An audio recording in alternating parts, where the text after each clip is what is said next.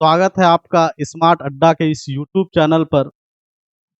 मैं अबू सुफियान स्मार्ट अड्डा के इस यूट्यूब चैनल पर यहाँ पर फिजिक्स पढ़ाऊंगा और आज से फिजिक्स के पहले चैप्टर जिसका नाम है प्रकाश का परावर्तन का ऑब्जेक्टिव को कंप्लीट करने का काम करेंगे। तो आज आइए शुरू करते हैं। सबसे पहला क्वेश्चन इसका है कि परावर्तन के नियम से निर्धारित होता है। ऑप्शन ए है आपतन कोण बराबर होता है परावर्तन कोण के। ऑप्शन बी है परावर्तन कोण बराबर होता है अपवर्तन कोण के। ऑप्शन सी है आपतन कोण बराबर होता है विचलन कोण के। और ऑप्शन डी है इनमें से कोई नहीं। तो सबसे पहले हम लोग समझेंगे कि प्रकाश का परावर्तन के नियम किस बात को निर्धारित करता है। तो सबसे पहले एक बात याद रखिएगा कि प्रकाश के परावर्तन जो है वो दो नियम को निर्धारित करता है। सबसे पहला नियम आपतन कोण बराबर होता है परावर्तन कोण के और दूसरा नियम है कि आपतित किरण परावर्तित किरण तथा आपतन बिंदु पर डाला गया अभिलंब ये एक ही समतल पर होता है। तो हम लोग देखेंगे कि ये कोई आपतित किरण है और ये कोई परावर्तित किरण है और ये आपतन बिंदु है। मान लेते हैं ये बिंदु एन है और ए एन कोई आपतित किरण है और एन बी कोई परावर्तित किरण है और इस बिंदु को कहेंगे आपतन बिंदु और इसमें डाले गए लंब को अभिलंब कहते हैं। तो एक बात याद रखिएगा कि आपतित किरण अभिलंब के साथ जो कोण बनाता है उसको कहते हैं आपतन कोण जिसे आई से डिनोट करते हैं और अभिलंब परावर्तित किरण के साथ जो कोण बनाता है उसको कहते हैं परावर्तन कोण जिसे आर से डिनोट करते हैं। और परावर्तन का नियम ये कहता है कि आपतन कोण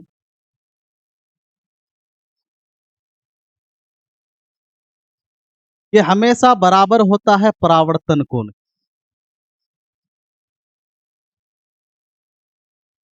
यानी कोण आई बराबर कोण आर। लेकिन एक बात याद रखिएगा कि जब किसी समतल परावर्तक सतह पर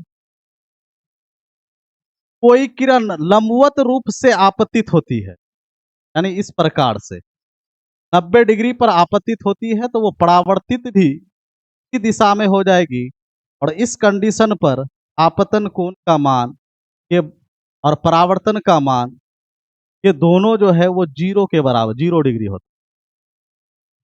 ठीक है, तो इस हिसाब से कि परावर्तन के नियम से निर्धारित होता है यानी आपतन कोण बराबर होता है परावर्तन कोण का, यानी इसका ऑप्शन नंबर ए सही आंसर होगा। आइए इसका दूसरा क्वेश्चन हम लोग देखते हैं।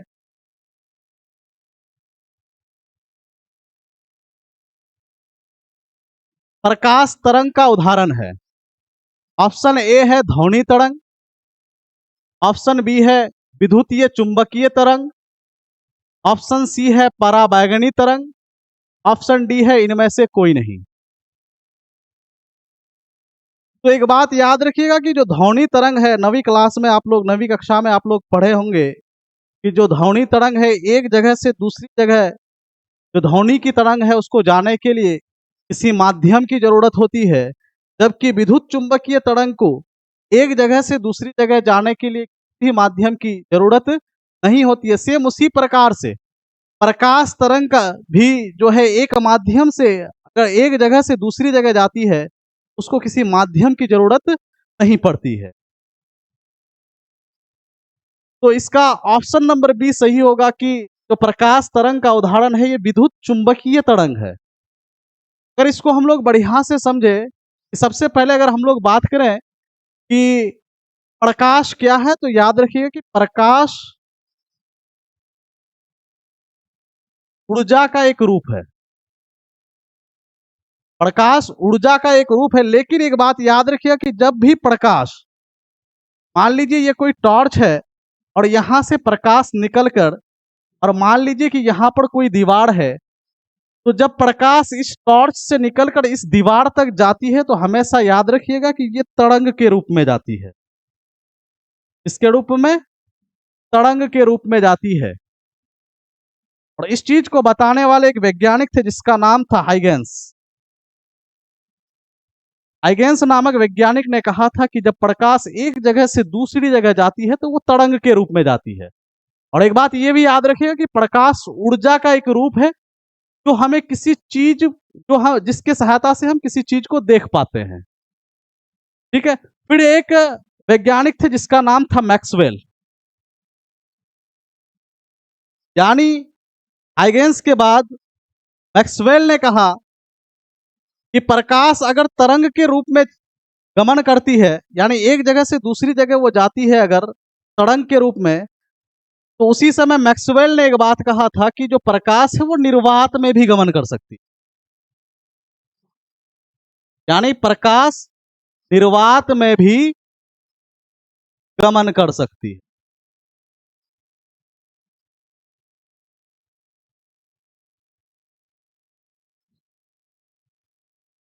और आप लोग जानते होंगे कि निर्वात में जो प्रकाश की चाल है वो 3 × 10⁸ मीटर पर सेकेंड के हिसाब से चलती है। अब यहीं से एक बात कि निर्वात में अगर प्रकाश गमन कर सकती है, यानी जहां पर कुछ ना हो, यानी गैस का कोई दबाव ना हो, यानी बिल्कुल खाली जगह हो, वहां पर भी अगर प्रकाश गमन कर सकती है, यानी प्रकाश एक आयांत्रिक तरंग है।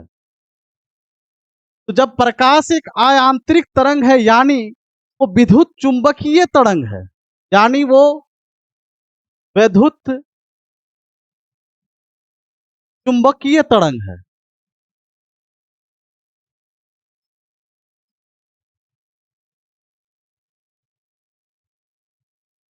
हिसाब से इसका ऑप्शन नंबर बी बिल्कुल सही आंसर है। तो आइए अब इसका तीसरा नंबर क्वेश्चन में आते हैं।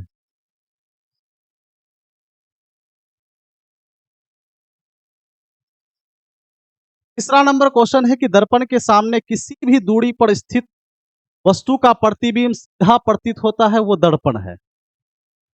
याद रखिएगा कि दर्पण के सामने किसी भी दूरी पर स्थित वस्तु का प्रतिबिंब सीधा प्रतीत सिर्फ और सिर्फ समतल और उत्तल दर्पण में होता है। अवतल दर्पण, अगर अवतल दर्पण के बारे में बात करें तो अवतल दर्पण में सीधा और उल्टा, यानी वास्तविक और काल्पनिक दोनों प्रतिबिंब बनता है। और समतल और उत्तल दर्पण के बारे में अगर बात करें तो समतल और उत्तल दोनों प्रतिबिंब में हमेशा, समतल में हमेशा काल्पनिक यानी आभासी प्रतिबिंब बनता है, और उत्तल दर्पण में भी हमेशा काल्पनिक यानी आभासी प्रतिबिंब बनता है। तो जो, और आप लोग जानते होंगे कि काल्पनिक प्रतिबिंब हमेशा सीधा बनता है, हमेशा सीधा। तो यहाँ उत्तल दर्पण में भी अगर काल्पनिक प्रतिबिंब बनता है तो ये प्रतिबिंब हमेशा सीधा ही होगा। लेकिन एक याद रखने वाली बात है कि जो समतल दर्पण है इसमें वस्तु का आकार, यानी समतल दर्पण में वस्तु का आकार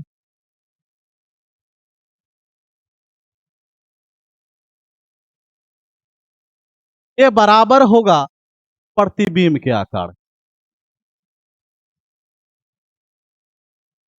ये हमेशा याद रखिए कि समतल दर्पण में बना प्रतिबिंब वो वस्तु के आकार के बराबर होती है। इस बात को हमेशा याद रखिएगा। और समतल दर्पण में वस्तु दूरी और प्रतिबिंब दूरी ये भी बराबर होती है। और समतल दर्पण में वस्तु की ऊंचाई और प्रतिबिंब की ऊंचाई ये भी बराबर होती है। तो इस क्वेश्चन का आंसर सही होगा कि दर्पण के सामने किसी भी दूरी पर स्थित वस्तु का प्रतिबिंब सीधा प्रतीत होता है तो वो दर्पण है। केवल समतल दर्पण, तो हम लोग देखें कि जो सीधा प्रतिबिंब बनता है वो समतल में भी बनता है और उत्तल में भी बनता है, तो ये नहीं होगा। केवल अवतल दर्पण, सर अवतल में दोनों तरह का प्रतिबिंब बनता है, यानी वास्तविक और काल्पनिक दोनों, तो इसमें सीधा और उल्टा दोनों बनेगा। केवल उत्तल ये भी नहीं होगा, या तो समतल अथवा उत्तल, यानी इसका ऑप्शन नंबर डी सही उत्तर होगा। चलिए तो फिर अगला क्वेश्चन में चलते हैं। क्वेश्चन नंबर 4, निम्नलिखित में किस माध्यम में प्रकाश की चाल सबसे अधिक होती है? कांच में, पानी में, लोहा में, निर्वात में? तो याद रखिएगा कि प्रकाश की चाल सबसे ज्यादा प्रकाश निम्नलिखित में किस माध्यम में प्रकाश की चाल सबसे अधिक होती है? तो याद रखें सबसे अधिक जो प्रकाश की चाल होती है निर्वात में। सबसे पहले लोहा तो ये तो होगा ही नहीं, पानी में प्रकाश की चाल होती है लेकिन निर्वात से कम होगा, कांच में भी कम होगा, तो ये होगा ही नहीं, यानी ऑप्शन नंबर डी इसका सही आंसर होगा। तो चलिए अगला क्वेश्चन में चलते हैं। क्वेश्चन नंबर 5 में, प्रकाश की किरणें गमन करती है सीधी रेखा में, टेढ़ी रेखा में, किसी भी दिशा में, इनमें से कोई नहीं। प्रकाश की किरणें हमेशा सीधी रेखा में गमन करती है, इसका ऑप्शन नंबर ए ही सही होगा। जो प्रकाश के गुण होता है कि प्रकाश हमेशा सीधी रेखा में गमन करती है, प्रकाश निर्वात में भी चल सकती है, प्रकाश जो है विद्युत चुंबकीय तरंग के जैसी चलती है, ठीक है, यानी प्रकाश एक प्रकार के विद्युत चुंबकीय तरंग है।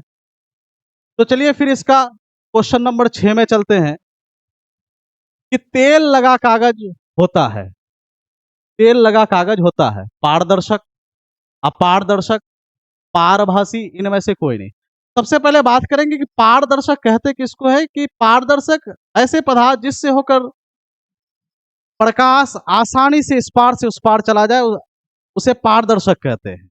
और अपारदर्शक उसे कहते हैं जिससे प्रकाश इस पार से उस पार बिल्कुल ना जा सके। जैसे मान लीजिए कि हम ये कॉपी लें और इसमें इधर से टॉर्च जलाए तो रोशनी उस पार नहीं जा पाएगी, तो हम लोग कह सकते हैं कि ये पदार्थ जो है ये अपारदर्शी है। लेकिन जो शीशा वगैरह है इसमें से जो प्रकाश है वो आसानी से इस पार से उस पार चली जाती है, वो पारदर्शक होगा। उसके बाद पारभासी, कुछ पदार्थ ऐसा होता है कि जिससे प्रकाश कुछ मात्रा में, यानी प्रकाश के कुछ अंश इस पार से उस पार चले जाते हैं, यानी पूर्ण रूप से प्रकाश इस पार से उस पार नहीं जाता है, यानी प्रकाश के कुछ अंश इस पार से उस पार जा पाता है, जैसे तेल लगा कागज, घिसा हुआ कांच। तो यहाँ पर तेल लगा कागज होता है, यानी तेल लगा कागज, अगर कोई कागज में तेल लगा होगा उसमें से देखिएगा कि जो प्रकाश है वो प्रकाश थोड़ी मात्रा में इस पार से उस पार जाती है। जैसे हम लोग अपने हाथ में बचपन में ऐसे खेले होंगे कि टॉर्च को जलाकर देखे होंगे कि रोशनी थोड़ी मात्रा में इधर इस पार से उस पार जाती हुई दिखाई देती है।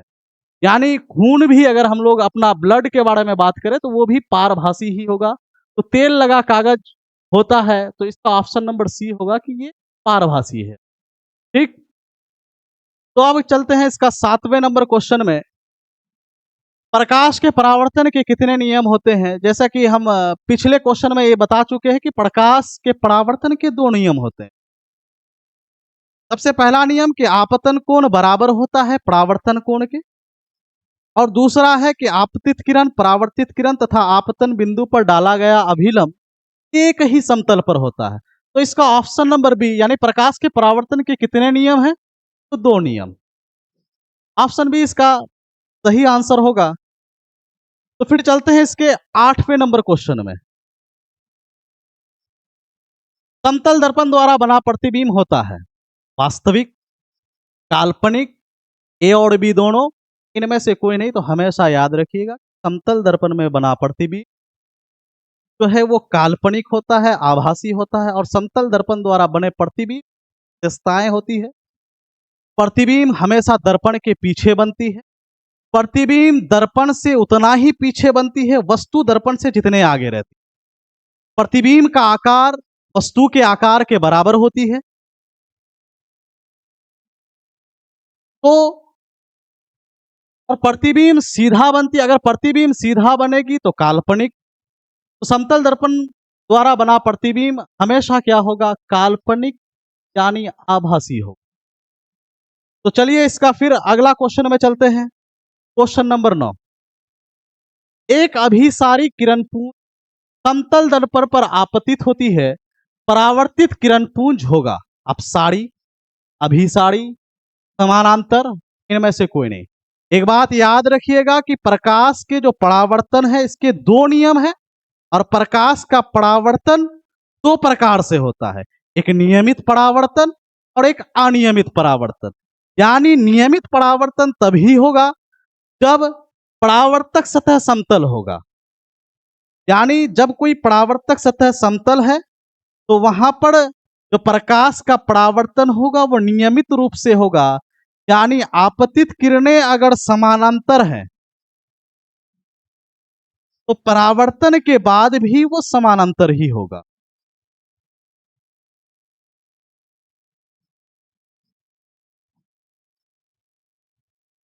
और अगर परावर्तक सतह उभर खाबड़ है, यानी वो समतल नहीं है, तो समानांतर आ रही आपतित किरणें वो परावर्तन के बाद फिर समानांतर नहीं रहेगा, वो इधर भी जा सकता है, इधर भी जा सकता है, इधर भी जा सकता है। तो अगर कोई परावर्तक सतह समतल है तो समानांतर आ रही प्रकाश की किरणें परावर्तन के बाद भी समानांतर ही रहती है। तो अगर अपसारी है किरण पुंज तो वो परावर्तन के बाद भी अपसारी ही रहेगी, अगर अभिसारी है तो वो अभिसारी ही रहेगी। तो इसका क्वेश्चन कहता है कि अभिसारी किरण पुंज समतल दर्पण पर आपतित होती है, परावर्तित किरण पुंज होगा, तो क्या होगा कि ये अभिसारी ही होगा। क्योंकि जो परावर्तन के नियम के प्रकार हैं, एक नियमित परावर्तन है और एक अनियमित परावर्तन है। नियमित परावर्तन सिर्फ और सिर्फ जब परावर्तक सतह समतल होता है तभी होता है, और अगर परावर्तक सतह समतल हो तो समान, अगर किरणें आपतित होने वाली किरणें समानांतर होती है, परावर्तित भी समानांतर रूप से ही होती है। अगर अपसारी हो तो वो परावर्तित भी अपसारी होगी, अगर अभिसारी हो तो वो परावर्तित भी अभिसारी होगी। तो इसका ऑप्शन भी सही होगा। तो चलिए फिर इसका आज का क्लास यहीं तक, फिर मिलते हैं कल, इससे आगे